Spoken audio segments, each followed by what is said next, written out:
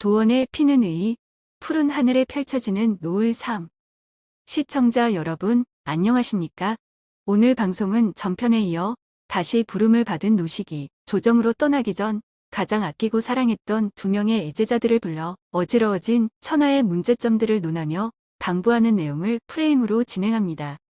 공손차는 네하고 대답했지만 유비는 역시 말없이 생각에 잠겨있는 듯하더니 겁먹은 것처럼 더듬거리는 말투로 입을 열었고, 노식은 그런 유비의 행동을 보며 확연히 차이가 나는 두 제자들의 앞날을 떠올리는 듯했습니다. 저는 스승님의 문화에 들어와 지도를 받은 지 얼마 되지 않아 크신 가르침을 대강조차도 깨우치지 못했다고 할 수 있습니다. 거기에 더하여 저 유비는 게으른 데다가 나이도 어리고 스스로 깨우칠 수 있는 능력도 없기에 그저 답답하고 걱정이 앞설 뿐입니다.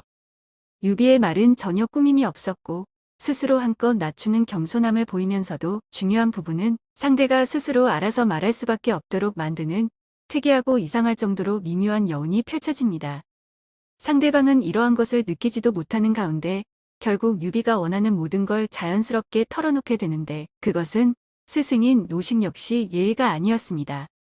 노식은 자신의 입장이 어쩔 수 없이 문화를 닫아야 할 상황이 되어 어린 유비를 세상 밖으로 내놓을 수밖에 없는 상황이었지만, 그러기에는 그의 나이 17은 지나칠 정도로 어린 것이었습니다.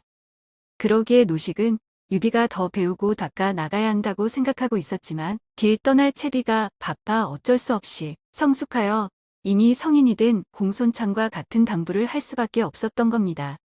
유비의 자연스러운 어법은 조정에 들어가면 충신이자 지사이고 퇴청하면 당대의 대학자인 노식의 그런 생각을 다시 상기시킨 것이니, 그가 더 많은 배움을 갈망하는 어린 제자를 기특하게 느낄 수밖에 없는 것은 당연했습니다.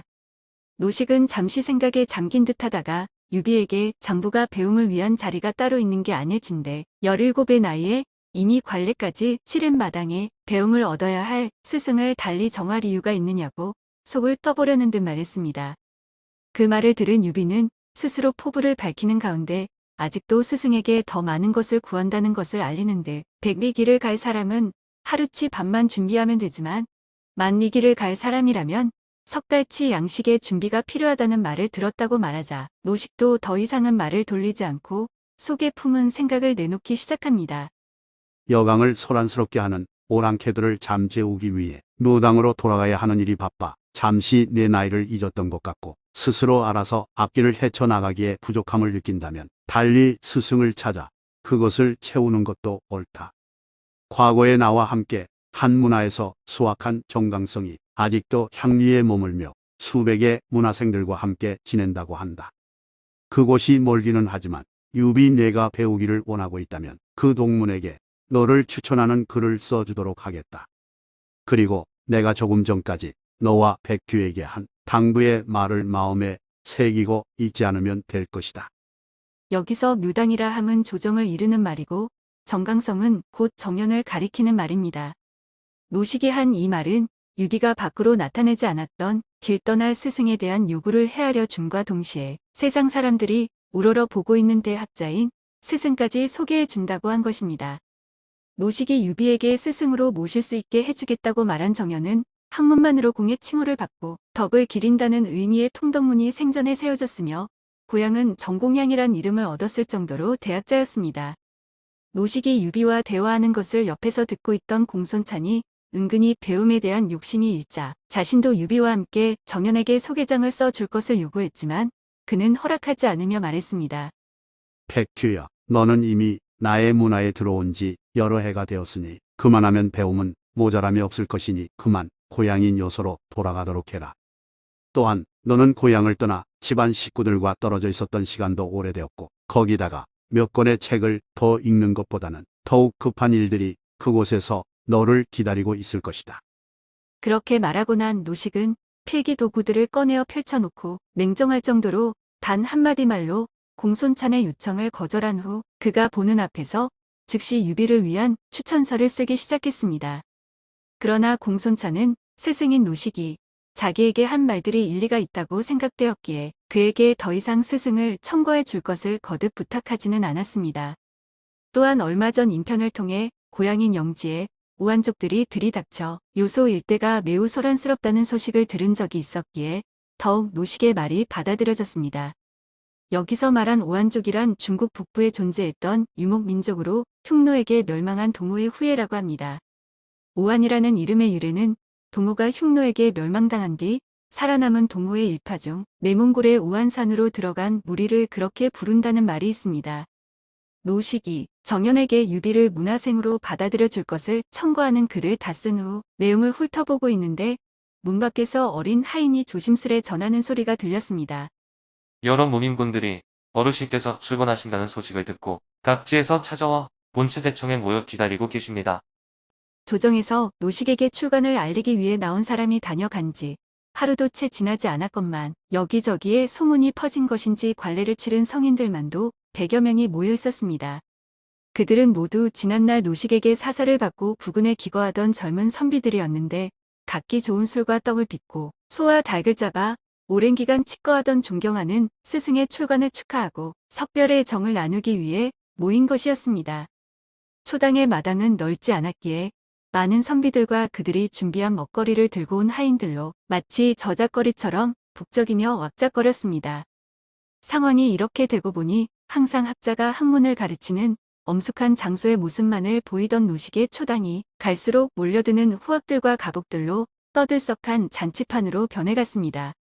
그러자 평소 엄격하던 노식도 이날은 자유롭고 따뜻한 스승의 모습이 되어 제자들과 석별의 정을 나누며 그들이 올리는 술잔도 사양하지 않았고 칠연금 등 악기에 맞춰 평소 입에 담지 않던 사부조차도 읊조립니다. 그런 가운데서도 노식은 평소 힘주어 가르쳐왔던 중의와 동문 간 강한 결속을 잔치가 파할 때까지 재차 강조했습니다. 임금과 스승 그리고 아비가 한 가지라면 너희들은 모두 형제인 것이고 의롭지 못한 일과 충요롭지 못한 행동에 빠지는 형제가 있다면 서로 보시져 말려야 한다. 또한 나라와 백성을 위해 봉기하는 형제가 있다면 반드시 서로 힘을 모아 도와야 한다는 것을 잊지 말아라. 다음날 일찍 유비는 여강으로 길 떠나는 스승 노식을 문화의 동문들과 함께 10열이나 전송한 뒤 공손찬과도 작별을 합니다.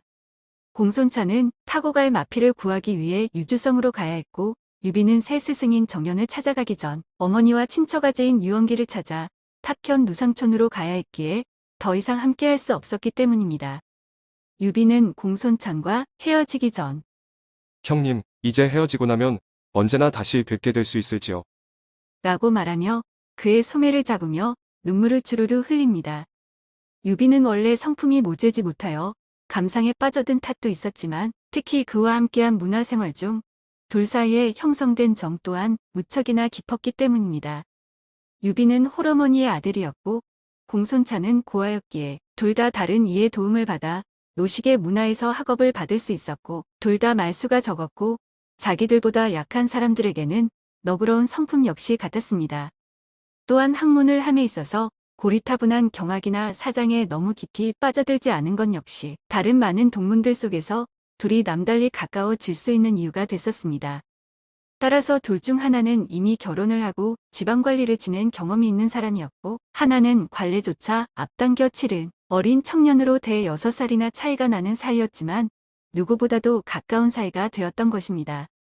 나이 든 공손찬은 조금 단순한 성품이었고 어린 유비가 오히려 생각이 깊어 우회적인 성품을 가진 것이 둘 사이에 나이 차이에서 오는 거리감을 좁혀줬습니다.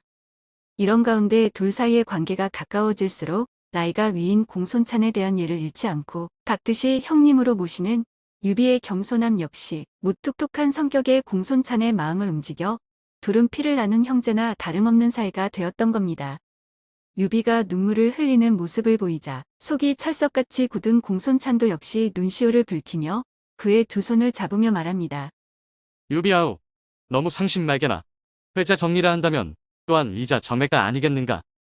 여기서 회자 정리란 만난 자는 반드시 헤어진다는 말이며 의자정해란 헤어진 자는 반드시 다시 만난다는 뜻입니다. 그러나 유비는 뵙고 싶어도 요사땅은 이곳에서 수백 리나 되는 첩첩산중이 가로막혀 있어 쉽게 다가갈 수 없어 괴롭다고 하자 공손찬은 그를 위로하는 투로 말해줍니다. 길이 멀기는 해도 날랜 말을 타고 달린다면 겨우 할 길일세. 그리고 오안에는 좋은 말들이 널려 있으니 아우가 그립고 보고 싶을 때면 언제든지 한달음에 달려오겠으니 아우는 학업이나 빨리 끝내고 돌아와 있게나. 유비도 자기가 형님이 그립고 보고 싶어질 때면 언제나 그리로 달려가겠다고 화답하듯 말했습니다. 그러자 공손찬이 그것도 좋은 생각이고 만약 모든 것이 뜻대로 되지 않는다면 비록 자기가 있는 곳이 변방 같은 곳이라 선비나 오한의 무리들이 수시로 넘나드는 거친 곳이긴 하지만 차라리 옮겨오라고 말했습니다. 여기서 말하는 선비는 만주 지역과 요동에 널리 퍼져 있던 민족으로 점차 중국으로 대이동하여 침입한 민족을 말하며 오한은 허베이성, 랴오닝성, 산시성, 베이징 근처와 내몽골 등에 거주한 이민족을 말합니다. 선비와 오한을 동호라고 불렀습니다. 또한 지역 상황이 거친 곳인 만큼 장부로서 뜻을 펼 기회가 많은 곳이기도 하며 거기다 자기가 특별한 재주는 없으나 약간의 지역 기반을 가지고 있기에 유비까지 힘을 합친다면 두려울 것이 없을 것이라고 말했습니다. 공손찬의 말을 듣고 난 유비는 형님의 말을 깊이 새겨듣겠다고 화답합니다. 오늘 방송은 여기서 마무리하며 다음 방송은 스승인 무식을 배웅하고 사형인 공손찬과 헤어진 후 어머니가 계신 탁현 무상촌으로 가는 동안 겪게 되는 스토리를 테마로 진행합니다. 구독과 좋아요는 콘텐츠 제작에 큰 힘이 됩니다. 구독, 좋아요, 알림 설정을 부탁드리며 방송을 마치겠습니다. 감사합니다.